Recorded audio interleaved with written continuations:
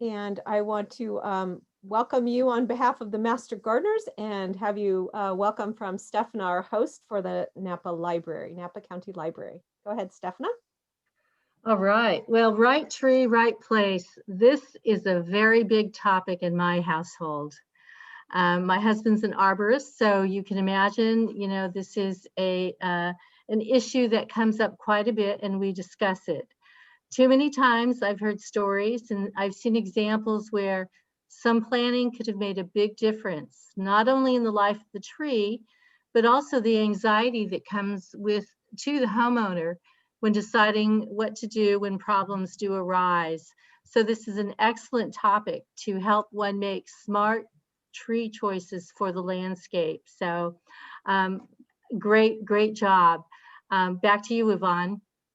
Thank you.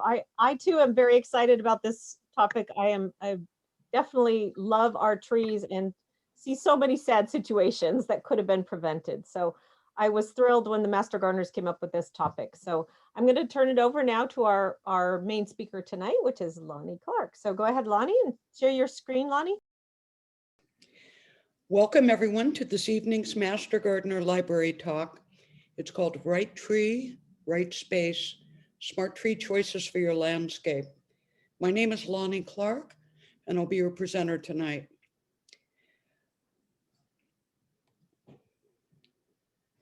UC Master Gardeners is a volunteer organization operating under the direction of the University of California Cooperative Extension. Volunteers undergo extensive coursework and training to provide county residents or to support county residents in becoming successful gardeners by sharing science-based resources for horticulture. We offer assistance and education in many venues, but due to COVID restrictions, most of our activities are currently conducted online. You can find out about future presentations and activities on our website, and you can also access gardening resources or get help with your gardening questions there.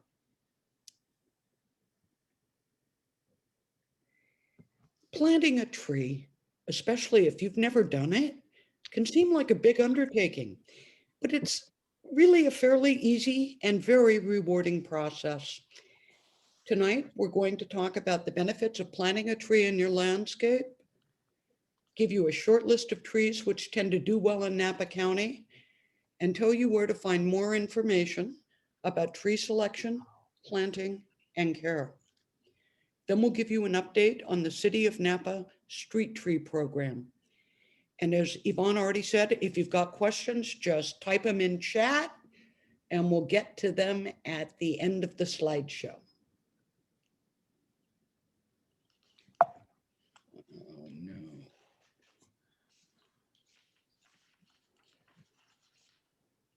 So trees do a lot for the environment. They capture carbon, they help clean the air by removing pollutants, and they reduce stormwater runoff. They also make things cooler. The EPA says that urban trees reduce summer temperatures by between 2 and 9 degrees Fahrenheit. They do this by providing shade, of course, and through evapotranspiration. Planting trees is also a good financial investment. Mature trees can add significantly to property values, and their shade can help reduce your air conditioning costs. Planting trees also has a number of health benefits. According to the journal Environmental Pollution, trees prevent $7 billion in healthcare costs every year by filtering air pollution. And a number of studies have found that exposure to trees in an urban landscape reduces cortisol levels and lowers blood pressure. But there's another thing I want you to think about when we're talking about why we plant trees. If you're not already sold on the idea. And that is that it may be among the most enduringly beneficial contributions you can make to your community and to the planet. Many trees measure their lifetimes in centuries, and a well-planted one will likely outlast you. So this all sounds great, right? It is, But with all these benefits come some considerations.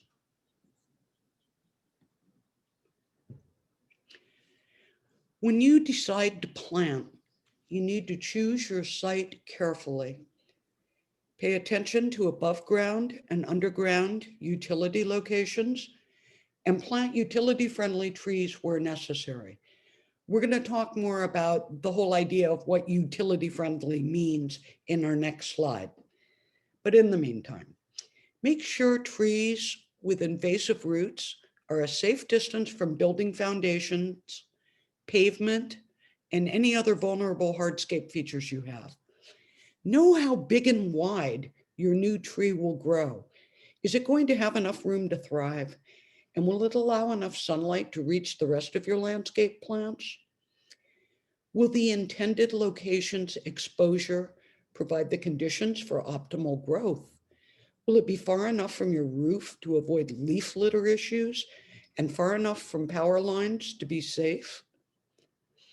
In terms of aesthetics, just consider how the new tree is going to fit in with the look of your house and the rest of your landscaping.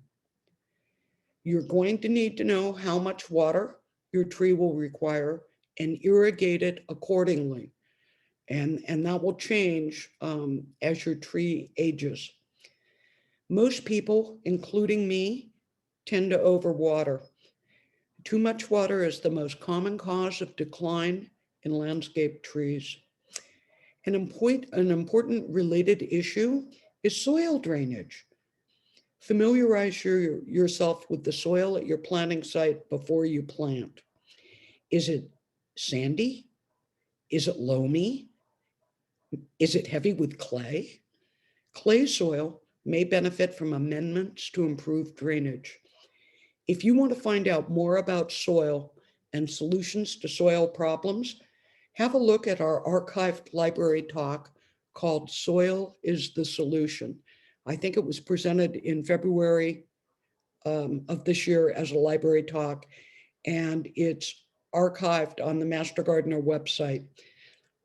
You can access a number of our past presentations on our website, and we'll have the web address again up again at the end of the presentation. The issue of fire risk has been brought home to those of us living here in the valley during the horrible wildfires we've experienced in the past few years. There are some sites like Select Tree that include fire risk ratings, but they aren't available for all trees yet. In general, trees with large fleshy leaves are more resistant to fire than those with small needle-like leaves. Keep in mind that property owners are required to create and maintain defensible space. Napa County Code requires a reduced fuel zone within 100 feet radius of a structure or to your property line. This doesn't mean you can't plant within 100 feet of your house, but it does mean that trees and shrubs should be arranged in such a way that doesn't facilitate transfer of fire from one planting to another. You can find out more about the county's requirements on the Napa County website. So what does utility friendly really mean? Here's a little schematic which shows some basics of utility friendliness. Trees within 20 feet of a transmission pole, so 20 feet out from this pole, those trees should not grow more than 25 feet in height. For another 30 feet out from the pole, the trees should not exceed 35 feet in height, and requirements may be stricter in high fire threat areas. Remember that you don't want to plant so close to one of those transmission poles that spark fall from a transformer could ignite a tree or other planting that you've put there. PG&E has a very informative webpage on plantings and fire safety, so that's a great place to look if you have questions about that. Also, keep in mind that trees with invasive roots can interfere with underground utilities. The classic example of this is tree roots growing through a sewer, clay sewer pipe and clogging it up. So now that I have shown you kind of what the utility-friendly do's are, I'm going to show you a utility-friendly don't. I see this tree on my morning walk and it makes me twitch a little every time I see it. This should not be the look you're going for when you plant your new tree.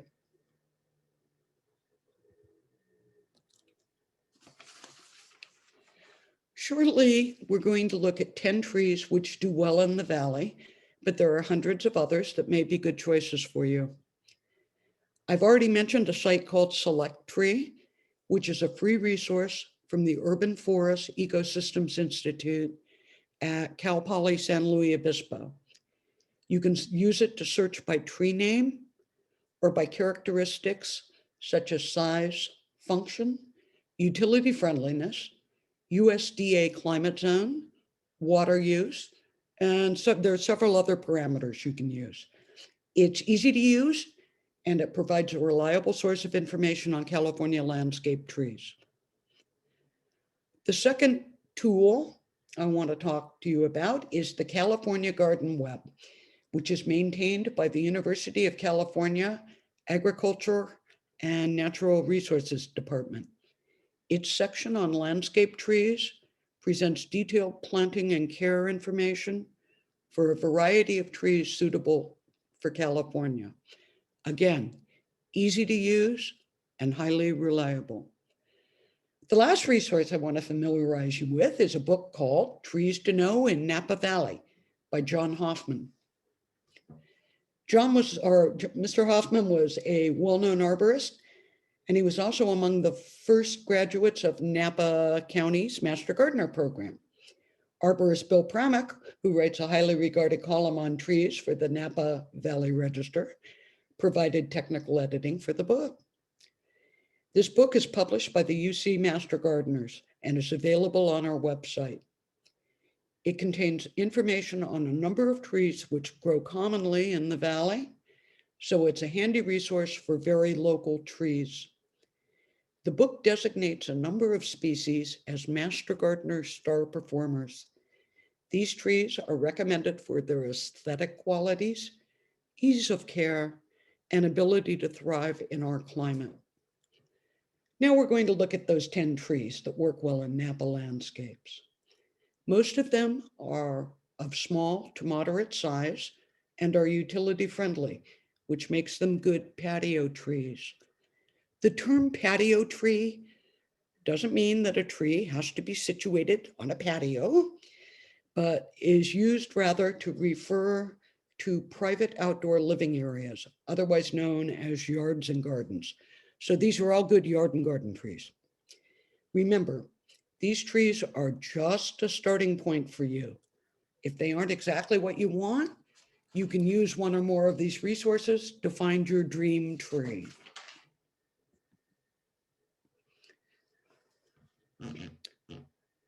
The strawberry tree, or Arbutus unido, is common in Napa. It's a good choice if you want a quick growing, largely trouble-free tree. It isn't fussy, and it grows under diverse conditions. It's of manageable size, doesn't need a lot of water. It's in leaf all year, and it produces small red or orange fruit, which feed birds and other wildlife.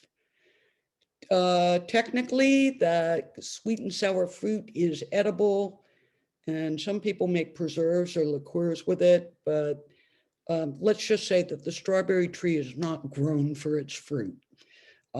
So many of us choose just to admire how pretty they are.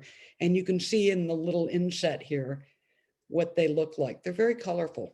The biggest drawback to this tree is that the fruit drop can be messy.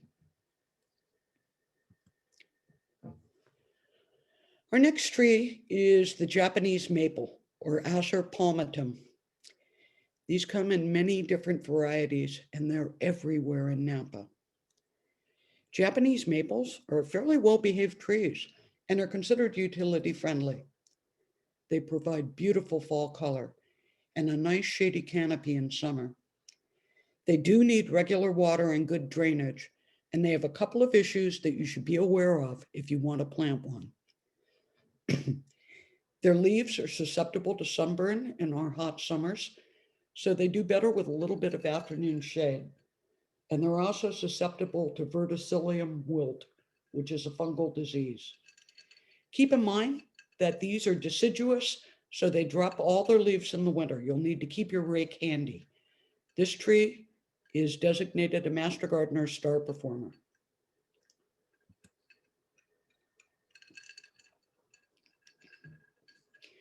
Our next tree is the Japanese crepe myrtle, or Lagostromia forii. It's another star performer, and it's one of the most common street and accent trees in the Napa Valley. It has showy flowers in summer and fall, ranging in color from white through magenta, and its smooth bark is quite attractive. Its roots are not invasive, which make it a good choice for planting near sidewalks and buildings. Once established, it does not require a great deal of water, but deep periodic watering gives the best bloom. Powdery mildew can be a problem in foggy or wet areas, but here in the valley, it's considered largely trouble-free. You can look for disease-resistant varieties or mildew-resistant. It's fungus. So that's the Japanese crepe myrtle. This lovely tree is a Western redbud, or Cersus occidentalis. It grows well here. It's commonly found in North Napa County and more abundantly in Lake County.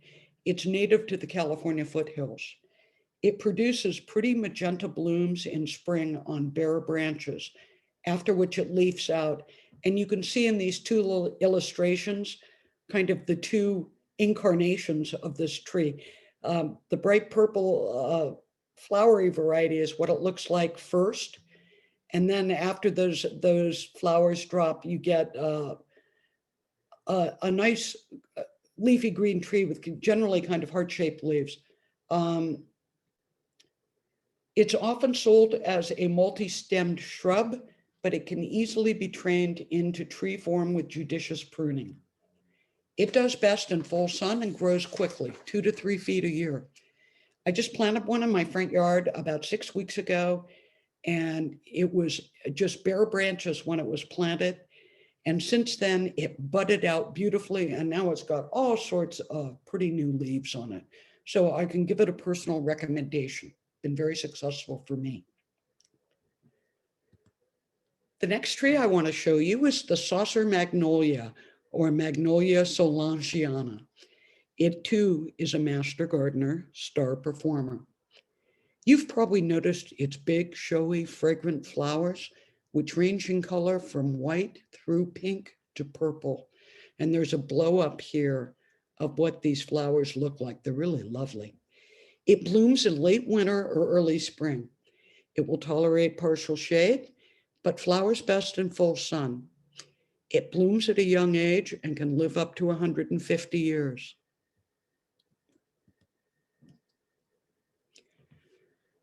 The European olive, another Master Gardener Star Performer, grows widely in the Napa Valley. Olea europea is a Mediterranean native, and so it does well in our hot summers. While it prefers fertile soil, it will also do well in rocky soil, and it can be planted in full sun or partial shade. It's evergreen and is prized for its silvery gray-green foliage as well as its fruit. That fruit can be very messy when it falls. So if you do not want to cure your own olives or press your own olive oil, consider a non-fruiting variety such as Swan Hill. This is another tree that is quite likely to outlive you and your children and your children's children. They live for centuries. The oldest known living olive tree is over 1,500 years old. Our next tree is the Japanese flowering crabapple, or Malice florabunda.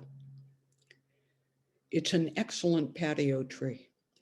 It blooms in spring and bears small fruit in late summer or fall. And there's an inset of its fruit here. These are not really eating crab apples. I mean, they're edible, but most people just leave the fruit this tree produces to the birds and other wildlife. Deer happen to love it, which may not be much of a selling point for some of you, but you need to know that. It can grow a couple of feet a year, so it does not take forever to look nice in the yard, and it smells fabulous. Even though it will grow in partial shade, for best bloom, plant it in a sunny spot. This is true for virtually every flowering tree that we're talking about tonight. And the exception is the dogwood, but we'll talk more about that later. The next tree is a Chinese pistache, or Pistachio chinensis. It's a popular landscape tree. I have one of these in my front yard too. It's another tree that lives for 150 or more years, and it has several things going for it. It doesn't need much water at all. It's of manageable size. It doesn't have invasive roots, and its small berry-like drupes attract lots of birds, and you can see the inset of what these little drupes look like. It does lose its leaves in winter, but you get a fantastic display of fall color before those leaves drop. Okay, here's the Pacific dogwood, or Cornice Nittaly. It is a California native that can get taller than many of the other trees we've looked at. It likes moist, well-drained soil and often grows in the shade of other trees. It grows wild from British Columbia down through the mountains of Southern California. It's quite common in Mendocino County and throughout the Sierra foothills. It looks terrific most of the year. It has magnificent flowers, colorful berry-like drupes, and a blazing display of fall color. It is susceptible to several fungal diseases, so look for disease-resistant cultivars if you buy one at a nursery.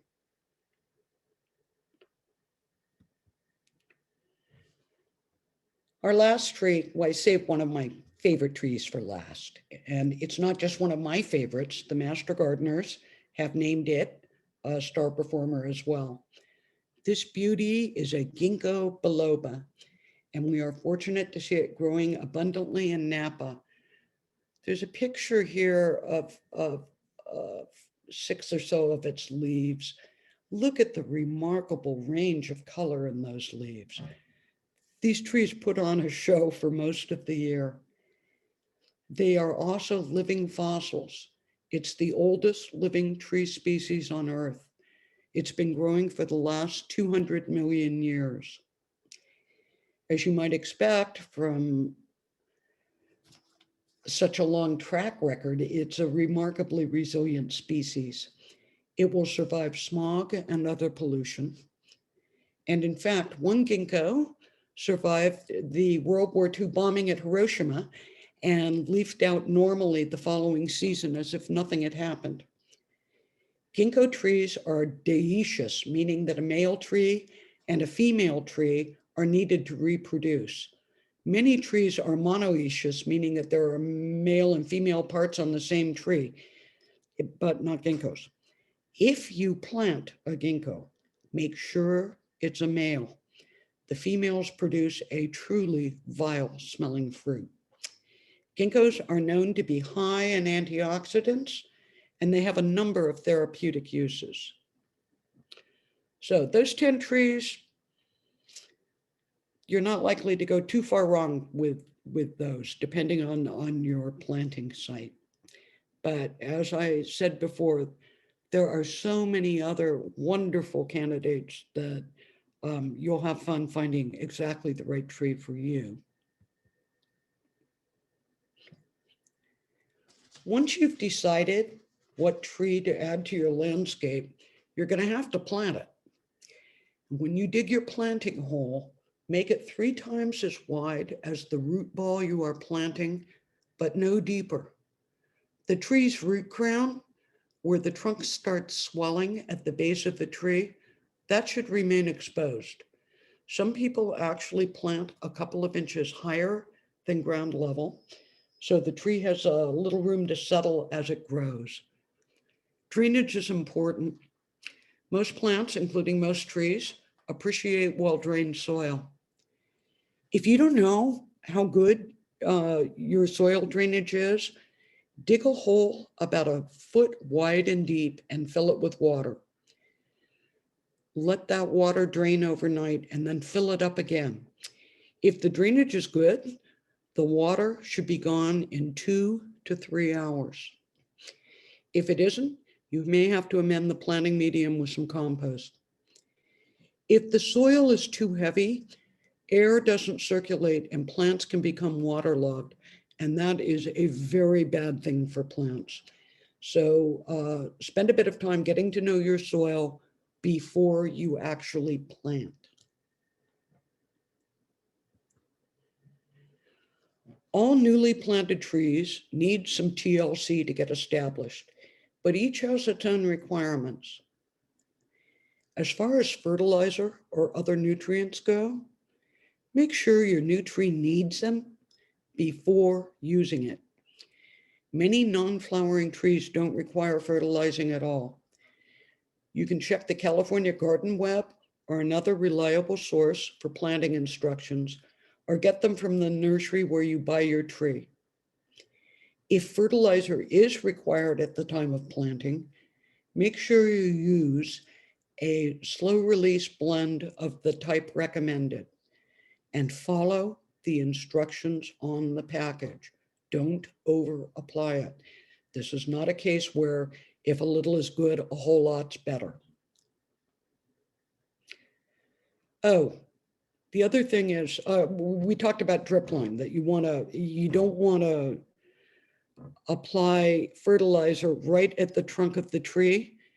The drip line is in a kind of an imaginary circle that is formed by the circumference of the tree branches. So what you want to do is move out from the trunk several feet under the expanding branches, and that's where you apply your fertilizer.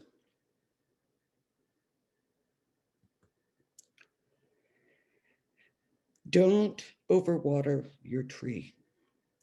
Water is confusing. Irrigation is something I will tell you that master gardeners, I think, talk about it as much as other people do, and it's a challenge to get perfectly tuned. Too much water is the #1 problem of landscape trees, but that having been said, new trees need a fair amount of regular water for up to 2 growing seasons.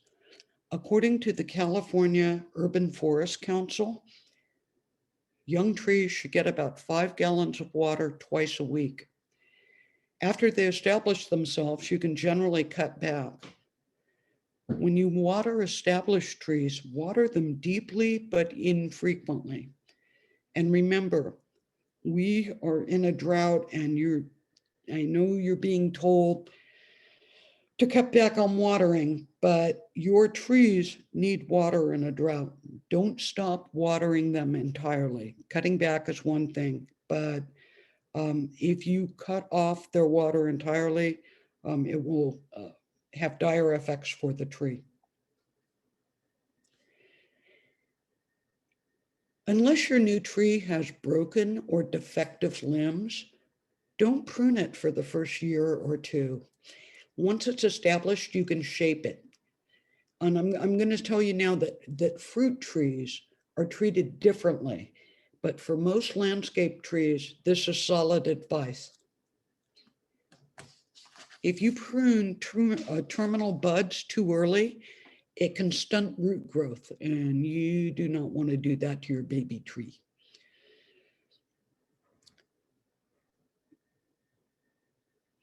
And I forgot to mention one thing on the last slide where we were talking about planting, even though it was up on the slide, and that is that the best time to plant trees in general is fall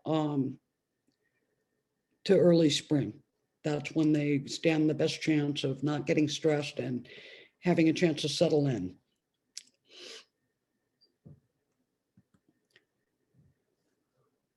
I want to wind things up by making sure you know about the City of Napa Street Tree Program, which has to be one of the best deals going. You choose from the city's master street tree list, and it's got lots of choices on it, and 6 of the trees we talked about tonight are on that list. In any case, you pick a tree from the list, and the city will provide a 15-gallon specimen and all necessary planting supplies for $22.50. I do not know if you have priced trees recently, but I'm going to tell you that you'd pay $100 and up for a 15-gallon tree. So this is a generous offer from the city. You need to plant these trees on a public right-of-way. Usually for most of us, that's the strip between the sidewalk and the street. Technically, you will own the tree and you take care of it, but the city will have the right to prune it or to remove it if it causes problems. After you've selected a tree and filled out your application, an arborist, a city arborist comes out and looks at your planting site beforehand, just to make sure that it's going to be right for the tree that you have selected. And the city provides the supplies you need, like tree supports and watering tubes. You also get super detailed planting instructions. So this is a fantastic program, and I urge you to take advantage of it if you can. But if you have ever just driven around Napa and marveled at how well treed the city is, this is one reason our streets look the way they do. The city provides this program, and I think everybody should know about it. Please tell your neighbors. I'm going to add that, to the best of my knowledge, Napa is the only city in the county with this program, but most local towns have useful street tree information on their websites. So take a look and see what they have to say. All right, Yvonne, I think it's poll time. Can you hear me? Yes, okay. We're Okay. going to ask you these 3 questions. Yeah, the questions are up here. And I guess I can read them, but you can read them yourself or read them when you see them in the poll. So I'm going to launch a poll, and they will ask you these 3 questions. You just look on the screen, select the answer for each of the questions, and then we'll post the results for everybody.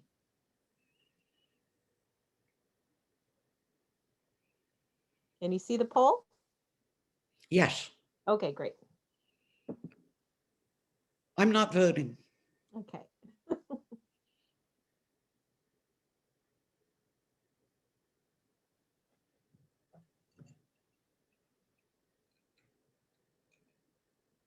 I know for those of you on the phone, I'm not sure that you can vote on this.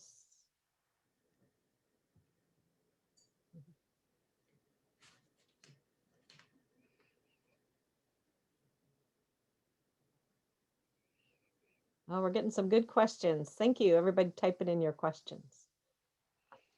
For those of you that, the last question, we do ask that if you have any comments or things that you think you still need to know, you can type those into the chat as well, and we will try to answer some of those questions.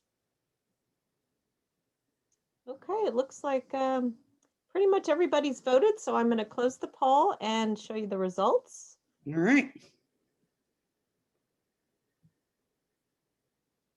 Okay.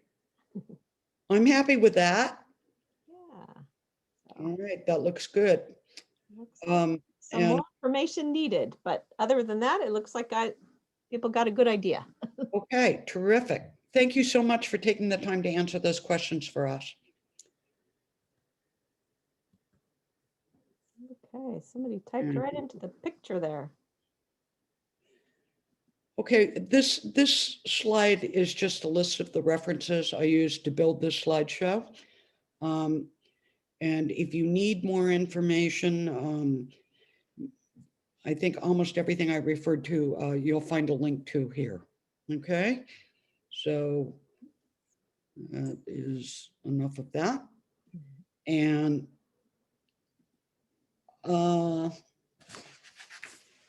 as we conclude tonight's presentation, we'd just like to remind you that you can find this slideshow along with other past presentations and loads more resources at our website. And we're showing it to you for the third time. So sooner or later, you'll have it totally memorized. Took me a while, but I got there. When you go to our website, you're also going to see a link for our help desk. And you can use it to ask us questions about trees or any other gardening topics. We don't always have the answer right at our fingertips, but we know where to find it. And one last thing before we get to questions, I wanted to let you know that the Master Gardeners have resumed our docent-led tree walks at Fuller Park. And these happen April through October on the second Tuesday of the month. And you can sign up on the Master Gardener website. Space is limited due to social distancing considerations. And if you come, please don't forget to bring your mask. We do still have a couple openings for next Tuesday, which is the second Tuesday. That'll be the 11th. So you can still sign up for that one, and then we will be doing it every month. All right. So we've got some great questions. That's it on my end. Okay. All right, Yvonne. Now comes the scary part. Question. A lot of good questions came in. So I'm going to just start at right at the top here. The first question that came in was about planting. April was asking if you have unfortunately planted a tree too deep, can you raise the tree once it's planted? I don't know. Do you know? Well, if it's been planted for very long, like more than a day, I wouldn't try to move it. But this is really a challenge because trees often do sort of sink down into the ground once you've planted them, especially if you've dug the hole a little too deep. I have actually gone back to some of my fruit trees that seem to have sunken in a bit and sort of wiggled them and pulled them up, but you're at risk of disturbing all those brand new roots that poor tree is trying to produce. So it can be a really challenge. One of the things you can do is try to provide some drainage by putting, you can dig like a little trench around the tree and allow the water to drain away from the base of the tree. So that's probably better than trying to dig up the tree and move it. But you can do it. If the tree's not very old, if it's only been planted a short time, you could dig it up and try to rise it up a little bit off above the ground. Yeah, so that's when we said that lots of people recommend planting a tree a couple of inches higher than you want it to be, and then letting it settle as it grows. That's exactly why. It's to keep that problem from happening. And I've seen people also sometimes dig the hole so that it's actually got a mound in the center so that the tree won't sink too deeply. There's lots of videos and things on that kind of planting technique if you want to find that. All right. She also asked about watering with drip, recommending what drip would you recommend for trees, one emitter or tubing that goes all the way around the perimeter? This is where I get totally embarrassed because I may talk to you about trees, but really I am no expert on tree watering. I do it with a slowly drizzling hose and a timer, but I do know with the new Redbud that was planted, that is on drip. But it's set up, it's got 3 or 4 emitters. I would say definitely you want to water all the way around the tree. Think of where those roots are. The roots are going to be wherever there's water. So if you only got one little emitter on one corner of the tree, you're not going to get roots all the way throughout that soil. So really trying to make something that goes all the way around. And I'm going to share my screen just a moment. There is something that they recommend from the university. It's called this tree ring irrigation contraption. It's kind of a long name. It's a kit that was actually, well, it's not sold as a kit, but these are all the parts. This is developed through Lauren Oakey and David Fugino, who are both UC advisors, who are tree people, landscape tree people. And this is a emitter hose that has drip emitters all the way around it, and you circle it around the tree. You can see in the small picture there how it's kind of wrapped around the tree, and you can move it out as the tree gets bigger and the roots are going to be further out. And it's really nice because it has emitters all the way around. About every foot there's an emitter, and that allows the tree to get water throughout the whole root zone, which is really critical for good growth. You want to water the whole root zone, not just around the base of the tree. And remember, as the tree grows, those roots can go further and further out. Right. So I just wanted to pull that up for a moment to answer that question. I think I need one of those. We bought these and we put them on all of our fruit trees, and it's just great. We have them on a timer. It waters once a week for about an hour, but you have to kind of calculate how much your tree is going to need as it grows. You're going to have to leave it on a little longer, but not necessarily more often. All right. Thank you for sharing that. Yeah. Somebody was asking about if any of the lists, that the tree lists talk about allergies, higher and lower pollen possibilities for certain trees. Yeah, I think Select Tree has something you can select for allergy positive trees. And I know that there are trees that you want to stay away from trees that are wind pollinated, because those are the ones that really produce a lot of pollen. And those would be a lot of our conifers and some of our other trees that produce. Acacia. Yeah, the acacia is a real bad one for pollen and suffers of, many people are allergic to that tree, and we have them all over Napa. Yes, indeed. But you can find that information. It is available, and there are a lot of people that are having allergies, and so there's a lot of good information out there on those. What is the recommended size of planting area for trees in hardscape areas? I would say off the top of my head that there's no hard and fast rule, that it's going to depend kind of on the hardscape and the tree. And the reason for that is trees differ so much in terms of the quality of their roots, that with something like a crepe myrtle, you might be able to get away with planting it 18 inches or so from a driveway and never have a problem. But if you tried that with another tree, you would have a big problem. So I would think that you would want to research it once you had decided on a species of tree. Yvonne, do you know about any rule of thumb? I don't, and one of the things I would encourage people to try to use permeable hardscapes if they can, to allow that larger root zone. The larger the root zone, the better the tree can adapt to drought, and will also be more stable near structures, so they won't fall over.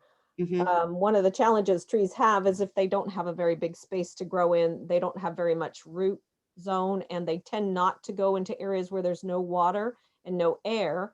So if you've got a really big cement patio and you stick a tree in the middle, it's not going to be getting much from that soil around it. Yeah, in a case like that, if you want to keep your patio, you might do better with a really large container, like a really big nursery container.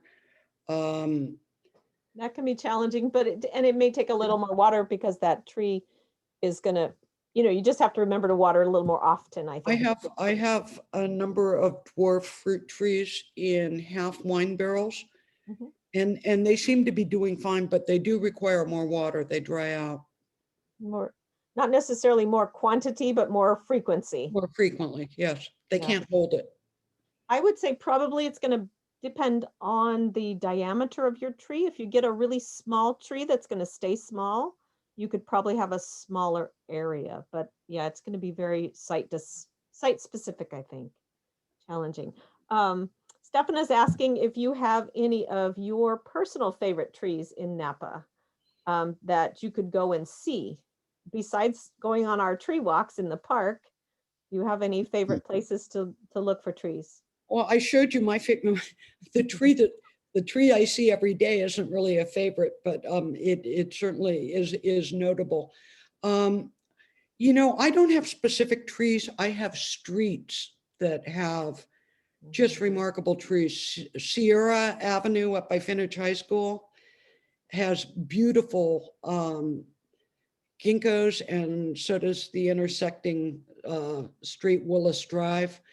Magnolias, you know, magnolias are planted, it seems to me, up in Upper Soskel has got lots of them. Mhm. There's some beautiful strawberry tree,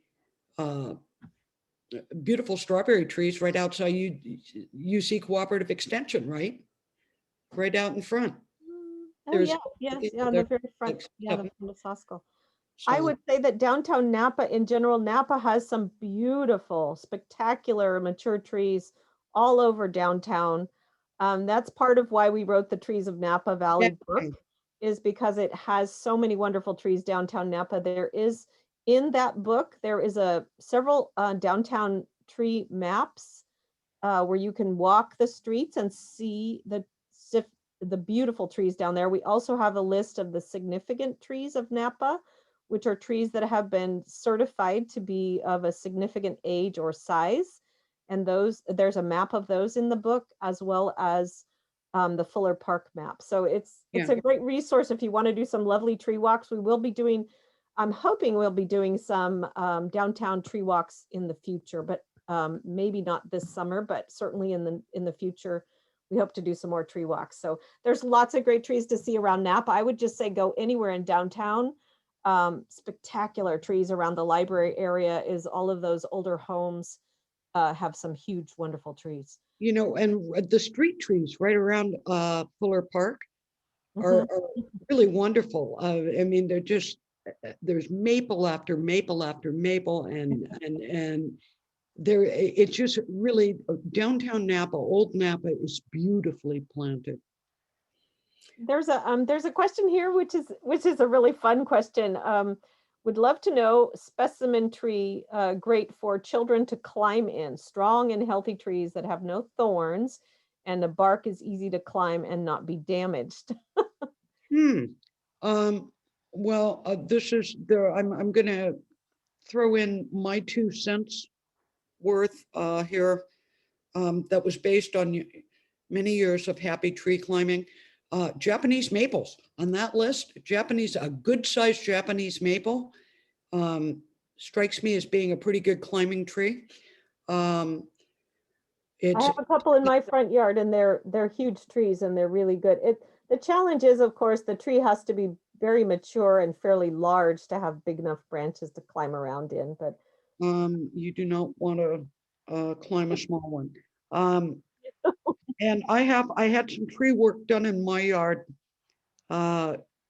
recently, and the young man that did the trimming honestly just walked up these trees like it was astounding. It was like he had suction cups on his feet, and he walked up my birch tree. And I would have been a little bit nervous about climbing that, but it held his weight fine. And that's, I've got a birch tree that would be wonderful for anybody to climb. So if you want to come over. okay, we've got a couple more questions. So I want to get to all these. Somebody is recommending, I think they were talking about the irrigation, was saying wrap a wraparound line per individual tree. So I think that was in reference to the irrigation, doing, making sure your irrigation goes all the way around the tree root Yeah, zone. I just made a ring of hose and then put emitters in it. Yep, that's a great way to do. You want to just measure and then calculate how much water you're putting on to make sure you don't give too much water, like you said. Somebody here says, I planted a plum tree. It's still alive, but it doesn't flower. It doesn't have a lot of leaves, and the fruit is very tiny after 5 years.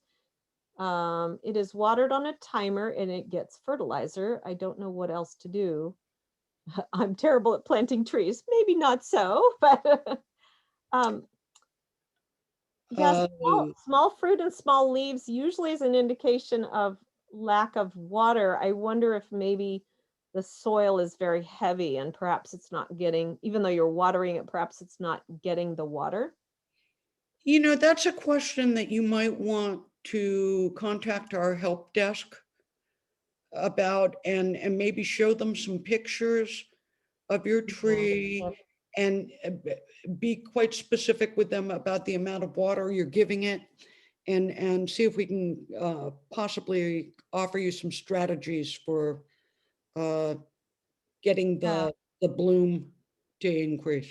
That's a great suggestion. We have great people working our help desk. It's all remote, of course, right now. We can't have you bring in a sample right now, but you can send us pictures. If you go on our website, there's a diagnosis sheet that you can fill out with the details. And then someone from our help desk team will contact you and really work with you and try to figure out your problem. So do contact our help desk. They're available through our website, and just go into the help desk or garden question section. There's another question. Let's see. Many fruit trees need to be sprayed with copper for disease or pests. I've also heard to keep redwoods from growing suckers, you can spray with hormones. Can you expand a little on this? Are there any tips for having fruit trees produce more blooms, therefore more fruit? Okay, so Several Yvonne, it's questions. totally on you. I know Okay. nothing. Well, okay, so Sorry. copper is very effective as a fungal prevention. The challenge we have with copper is it is considered a heavy metal, and so the products that we can get now for spraying on trees as homeowners are not very effective. There are some mixtures that you can buy that include things like sulfur and copper combined, but you have to be very careful about spraying those so that you don't burn your leaves. So you have to follow the directions really carefully on those, and timing is really critical. If you're trying to spray for something like peach leaf curl, by the time you see the curly leaves, it's too late. So you have to pre-spray. It's a preventative rather than a curative. But there are some other products that are that work pretty well. Some of the neem oil products work well for preventing some of the diseases and some of the insects.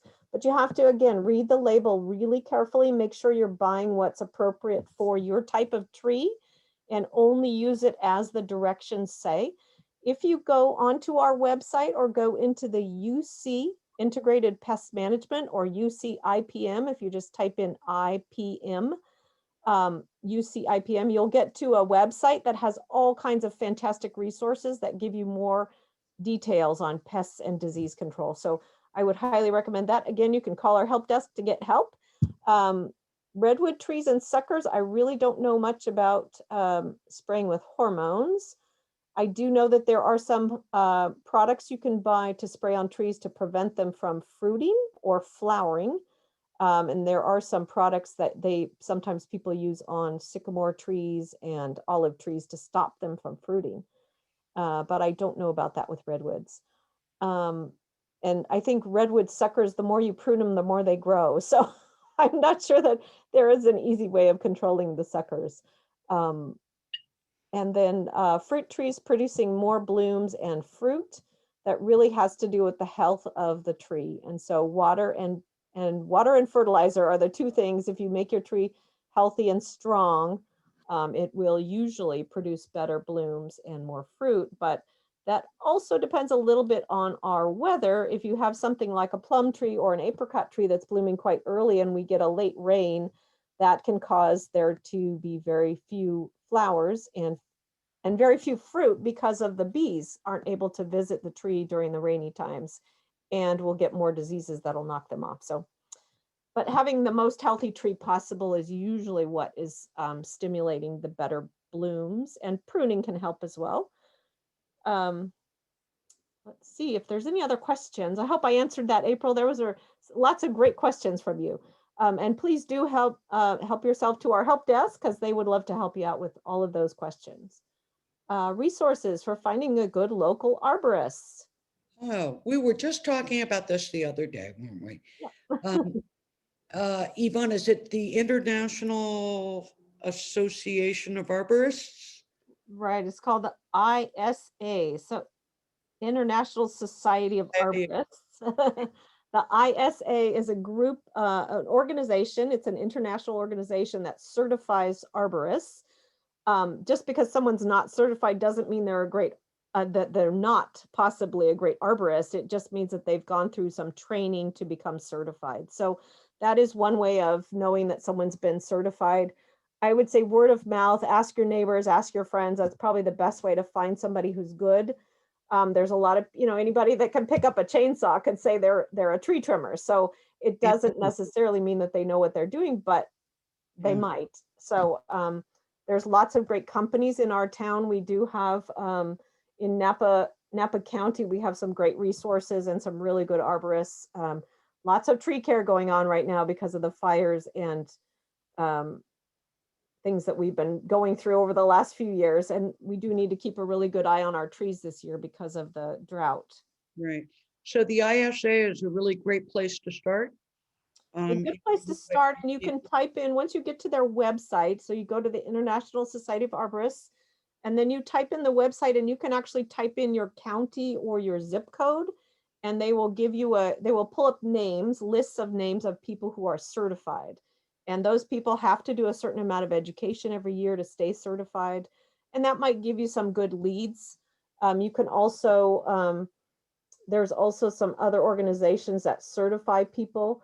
We recently got a presentation from people who do training for tree care with birds in mind. And that's another whole nother question you might ask the tree care person. Ask lots of questions and make sure they sound like they know what they're doing. So it's unfortunately, it's a little bit on you to try to figure out if they know what they're saying or not, but you can find some good arborists. They can be expensive though, so you'll have to keep that in mind as well.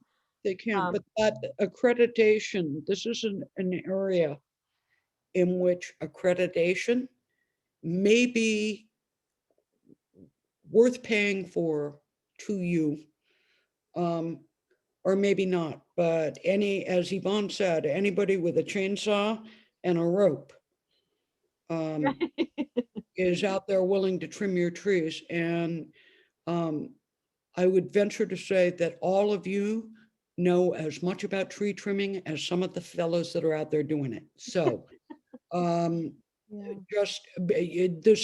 don't always just get what you pay for, but an arborist may be worth your money and time. When you consider what a mature tree is worth, yeah, the cost of paying for qualified help suddenly seems a little more reasonable.